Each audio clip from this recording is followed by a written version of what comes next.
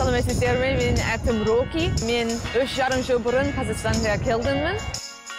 Назарбаев университетінде академиялық ағылшын тілі сабағын беремін. Қазақ тілі Қазақстан ұлттық тілі болғандықтан мен қазақша үйрене бастадым. Қазақтармен сөйлеу арқылы үйреніп жатырмын. Қазақша сөйлегенде қазақтар таңқалады. Қазақ досым арқылы немесе студентім арқылы қазақтың мәдениеті немесе мінез туралы үйрендім. Маған ұнайды.